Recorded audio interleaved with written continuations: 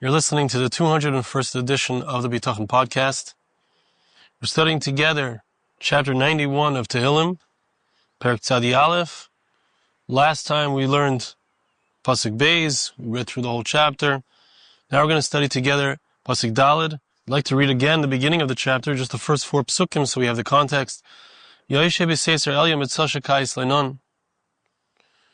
like to sit in the shade and in the protection of Hashem. God is my protector, He's my fortress, I'll trust in Him. God will save us. Hashem will save you from the net, from the traps, the ensnarements, from destructive plagues. And here's our passuk that we're going to discuss today. With Hashem's wing, He will cover over you. Under His wings, you'll be protected. God's truth is a protection. It's like a shield, and it's like a suit of armor that protects us. He brings here from Medrash Sheicher Teibev, Rasa Yasech Lach. Tzina Secher Mitay, Amar Rabbi Shimon ben Lakish.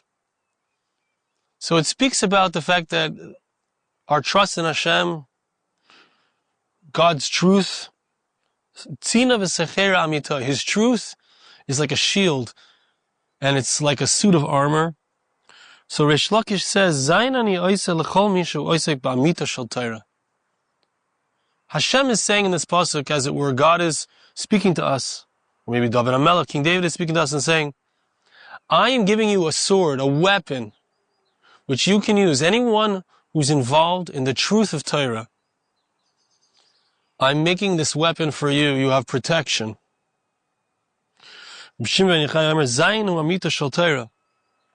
Yochai takes it a drop further and says, it's not separate. The Torah itself is the weapon, is the protection, is that suit of armor, is that powerful sword. The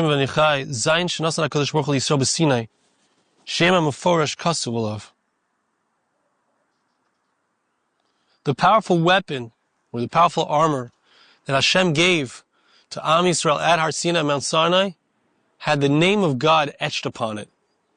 We're going to see here, he's going to bring in the note here from the Baal HaDeres, which is an amazing thing we're going to understand, but just a little background on what this idea means. At Har Sinai, at Mount Sinai, Hashem gave us, it says, Ed Adiyim. Hashem gave us some kind of crowns, some kind of jewels. And these jewels were incredibly powerful, spiritual, protective agents. We'll see what they are exactly. But when Am Yisrael sinned with the Chet HaEgel, so they had to take off these crowns, these spiritual crowns, which had the name of Hashem, Hashem's explicit name written upon it, Yud Kei Vav Kei. We lost it. And as a result of that, everything changed. But let's see this idea, amazing thing. And you have to understand that this is what Bitachon looks like.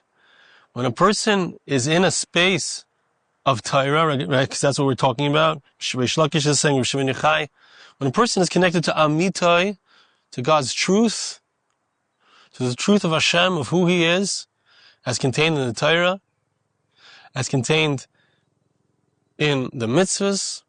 So when we're attached to that properly, so we return to Har Sinai in a certain sense. We're there. We're back at Mount Sinai, and we are back in the crown with God's name on it. Let's see. The Sefer Oiver Oirach Lebal HaDeres, maybe Masha Amar LeChavetz Chaim Zitzal.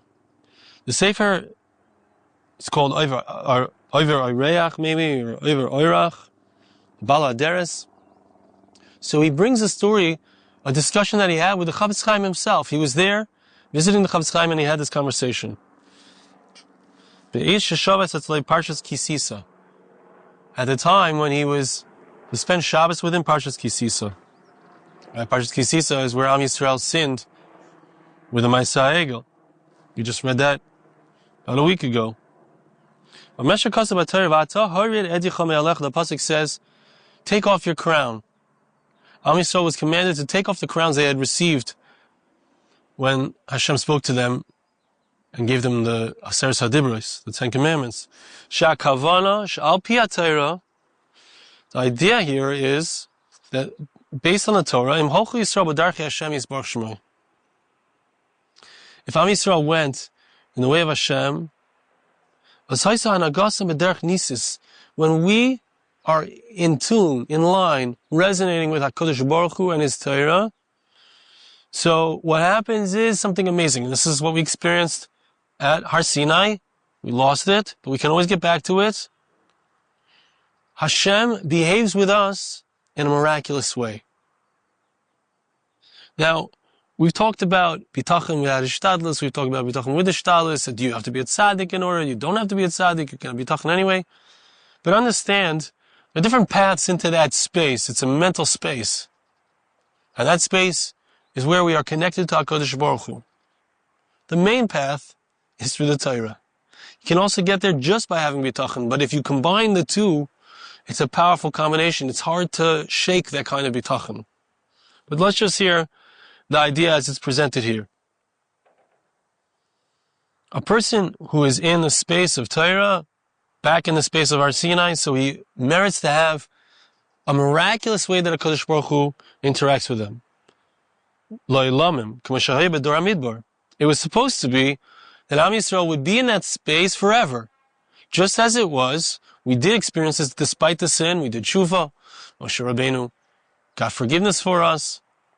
We were in this space in the Midbar where everything was miraculous. We were different from everybody else. We had a relationship with HaKadosh Baruch Hu no one else had.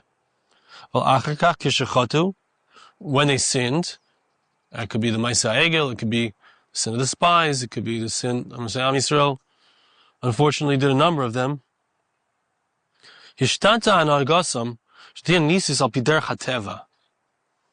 So it no longer is openly miraculous. God interacts with us, Hashem interacts with us miraculously, but in a hidden way, hidden within nature. Ke'ein nes shel Esther. Like the way that we experienced the miraculous salvation in the story of Esther, of Purim. It looks more natural. In regards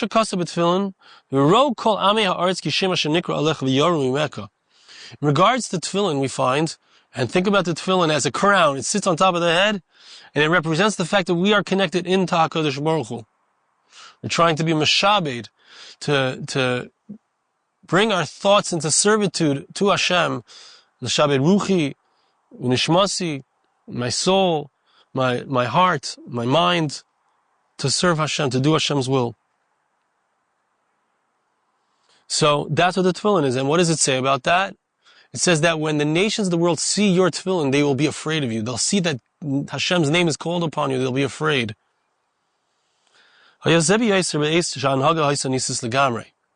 So this was more apparent. This type of fear of our enemies is something that's supernatural. And when we are in a state of closeness and connection and shibud, servitude to Hashem, so then that's the natural way of things, so to speak. Our natural is supernatural. And that's how they experience us. They're afraid of us because they see that Hashem is with us.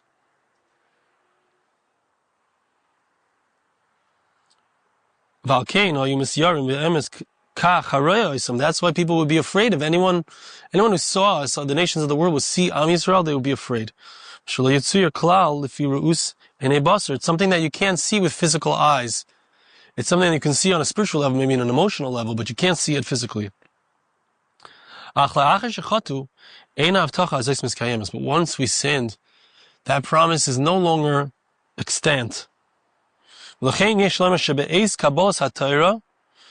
we need to say that when Am Yisrael received the Torah, at the time that Am Yisrael received the Torah, if we had kept the Torah, if we hadn't sinned with Chet Egel, Chet Meraglim, all of these sins, the golden calf, the spies, etc., the mislainanim, etc., So then, no nation would have had any power over us. We would never have gone to Gullus, to exile. We would not have an October 7th occur. We wouldn't have a Holocaust occur. No one can have power over us. No one could have had power over us if we would have stayed in that pristine state of connection to and subservience to Hashem.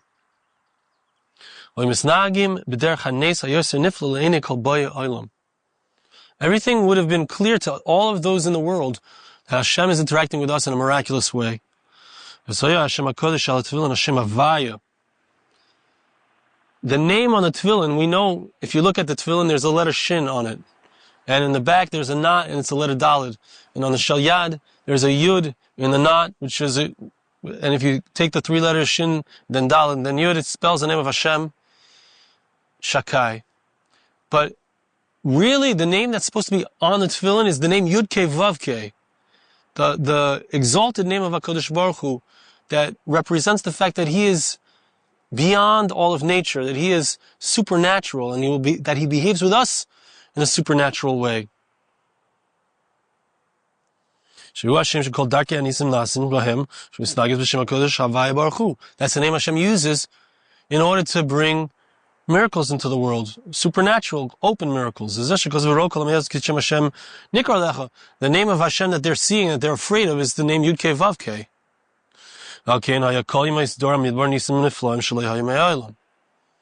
That's why the entire 40 years in the Midbar, in the wilderness, the Jewish people experienced tremendous, exalted miracles, open miracles. It says in the Midrashim that Hashem's divine presence was upon them. The cloud was there.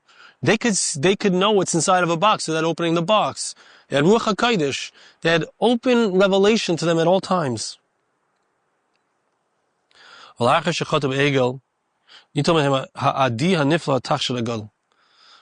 they sinned with the Chet HaEgel, which is kind of interesting because their 40 years in the wilderness was after. Okay, he's not giving a very clear definition of what this means, but for sure we can hear the distinction between before the sin of the Egel and after. Before the sin of the Egel, they were completely in Hashem. They were completely in the supernatural state. They would never die, etc. But what happened was, and that was represented by the Adi, it was represented by the crown that Am Yisrael had. Each of us had a crown, 2 crowns, one for Nasa, one for Nishma. But these crowns represented the fact that Hashem was interacting with us. We were connected into Him, and He's interacting with us in a supernatural way. But after they sinned with the golden calf, so this was taken away from them. This amazing crown with Hashem's name, Yud Kei Vav Kei, on it was taken away. This Nagus Derech Hanisi, this supernatural way that Hashem would deal with us. All that we're left with is miracles within nature. That's the name of Shin, then Daled, then Yud. That name represents the fact we have in that name the word die, which means enough, which means you can't handle too much miracles. Can't handle it all. Can't handle too much revelation. After our sin, we fell back down, just like Adam HaRishon sinned and he fell. Couldn't handle the revelation of Hashem anymore. Hashem had to hide himself, say, where are you? Am Yisrael also sinned. And we lost that Yud Kei Vav Kei, that aspect of transcendent connection, miraculous hanhaga, that Hashem deals with us. Hashem still does miracles with us, but it's almost natural. It's slightly supernatural, we could say. That's why we have the letter Shin on our tefillin from that point on. Originally, before this Avera, it was meant to be that the name Yud Kei Vav Kei, Hashem's exalted name, supernatural name, was on our heads, was on our tefillin. That's what it means, that they had to take off the crown at Mount Sinai. It means that they lost their connection to Yud Kei Vav Kei, to the miraculous, to the openly miraculous. And what was left was just the Shin of the name Shakai, which means that we do have miracles, but they're hidden.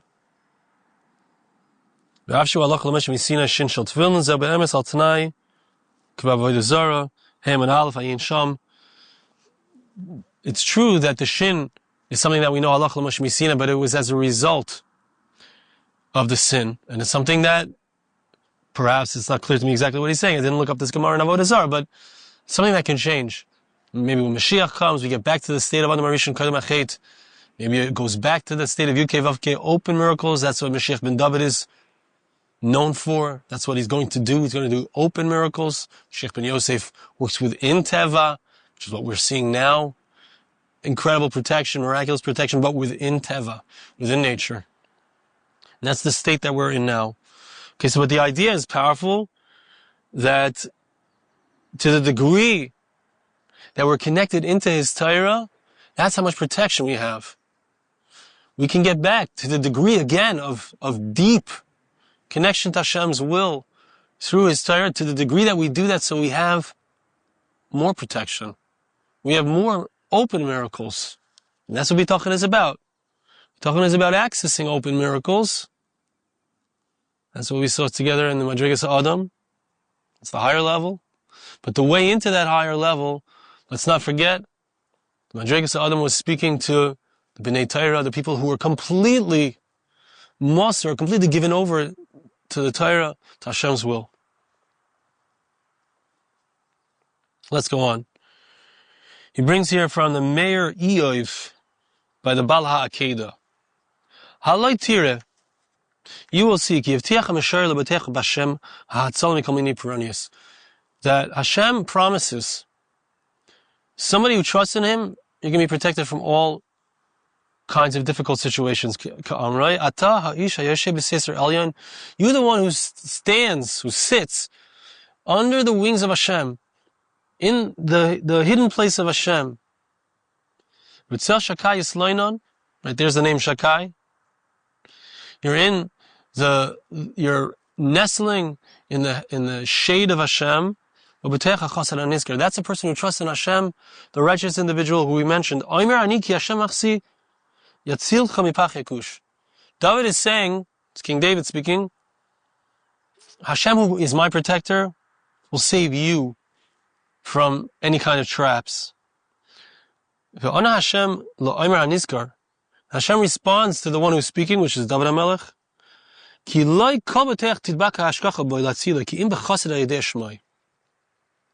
Later in the chapter it says that not every single person, so again, we have different opinions here, but this opinion is that not everyone who trusts in Hashem is going to experience Hashem's great kindness and benevolence. It requires that the person be somebody who's a chassid, a righteous individual who knows God's name. The passuk says later, I will answer him because he desired my name. He knows my name. If you know Hashem's name and you mention it in purity, and this is referring to a Kabbalistic way of speaking Hashem's name, the 72-letter name of Hashem, for example, there's different ideas, very high. It's in the fourth section of the Sefer of Reb Chaim Vital, Shari Kedusha. And a person who knows how to use Hashem's name properly and trusts in Him, that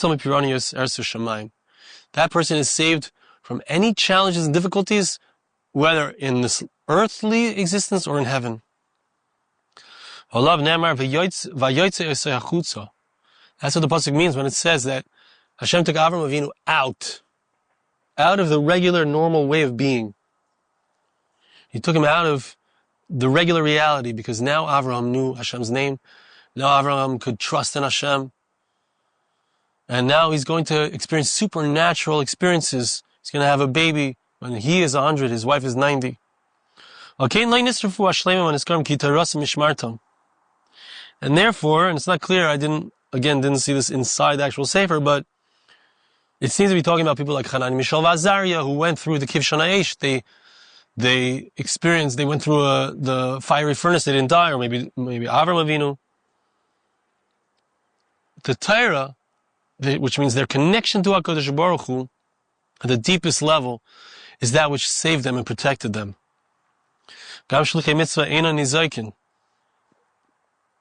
Also, there's a principle which goes along with this, that those who are sent or on their way to do a mitzvah, they don't get damaged. Not when they go, not when they return. Because of the passuk says, when you go through the fire, I'm with you. When you go through the fire, you won't be singed, which means you won't be affected at all. So the person who's in a relationship with Hashem, is in a space of Torah, is in a space of closeness to HaKadosh Baruch Hu, who desires Hashem's name, that person can merit to have incredible protection. Okay, Rabbi Avram ben Ramuch says, Hashem will give you many protective fences. The passuk talks about mugging. Hashem is your protector. He's your shield, and he is your suit of armor, his truth. Hashem makes all these walls to protect you so that you're not afraid. Having faith in HaKadosh Baruch Hu, believing in Hashem, protects the human being with all kinds of amazing protections.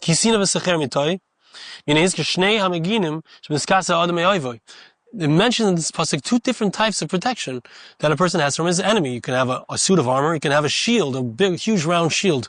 I was thinking about what's the difference. The suit of armor, there can be chinks in the armor that someone can get in their sword. But the mugging, the huge, round shield, you hold it out and the sword can't get through that. So it keeps the enemy at bay, keeps him far away. So HaKadosh Baruch Hu provides us with something to protect us, whether the enemy is far, whether the enemy is near. The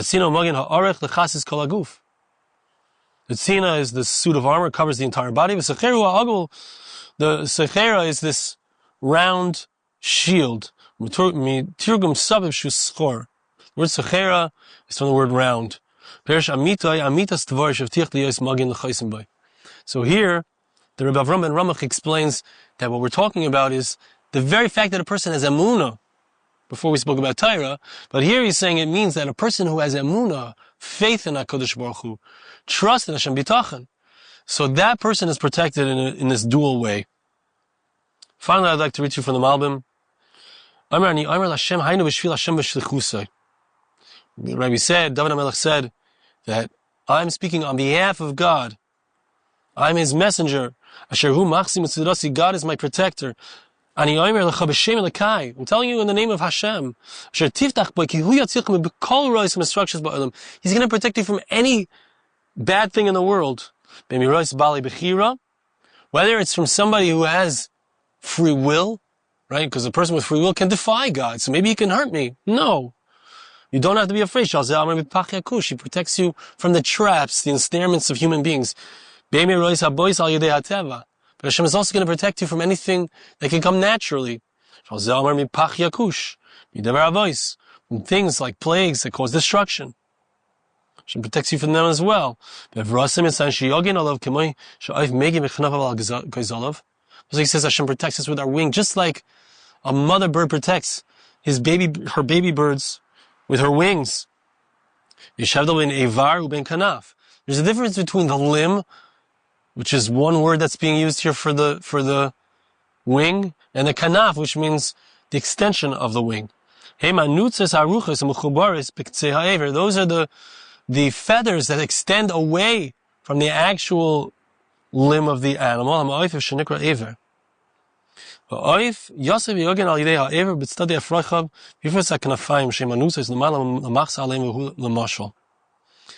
The mother bird extends its arm close to the baby birds, and the arm itself protects, but beyond that, the feathers themselves rise up above the baby and protect it further. So there's a dual protection that's involved in the actual limb of the arm of the bird and the actual feathers of the wing. And this is analogous. Hashem will protect you from human beings who want to cause you any kind of evil that come from the side. And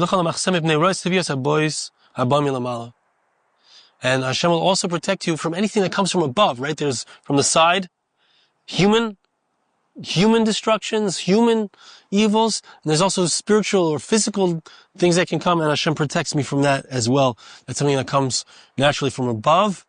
But HaKadosh Baruch Hu covers me with His Eivar, with the limb, and with the kanaf, with the feathers that extend out and protect us. Those are His wings.